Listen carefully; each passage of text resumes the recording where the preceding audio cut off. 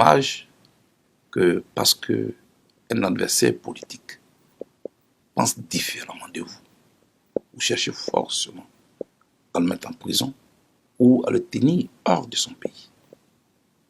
Je dénonce ce harcèlement judiciaire contre un adversaire politique que je suis.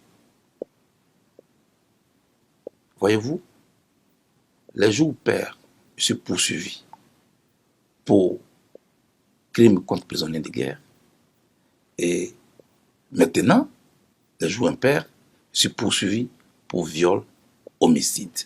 C'est à croire que la justice ivoirienne elle-même ne sait même pas pourquoi elle me poursuit. L'objectif est clair.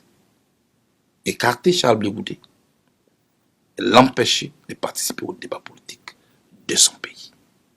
Voilà l'objectif. Mais je ne vais pas tomber dans ce piège-là. Je l'ai dit, je serai une aiguille qui va servir à recoudre le tissu social qui a été déchiré en Côte d'Ivoire. Et quand je parle de paix, de réconciliation, une voie que j'ai librement choisie et sur laquelle je vais continuer, ce n'est pas pour le régime de M. Ouattara. C'est pour l'ensemble des Ivoiriens et tous ceux qui ont choisi d'y vivre. Parce que la Côte d'Ivoire a besoin de paix et de réconciliation, surtout à la veille d'une année électorale qui est 2020. Je ne veux plus que ce qui est arrivé en 2010 arrive une fois encore à mon pays. Le peuple de Côte d'Ivoire a besoin de tranquillité. Quant à moi, j'assiste à tout cela avec beaucoup d'amusement, parce qu'on ne peut pas continuer comme ça éternellement d'utiliser l'appareil judiciaire pour faire aboutir un agenda politique. Même Félix Houphouët-Boigny, qui avait toute la légitimité de le faire, ne l'a pas fait. Est-ce que vous avez l'intention de soutenir un candidat et lequel? Je dis que la Côte d'Ivoire en 2020, vu la situation qu'elle traverse, n'a pas seulement besoin d'un président. La Côte d'Ivoire a besoin d'un leader.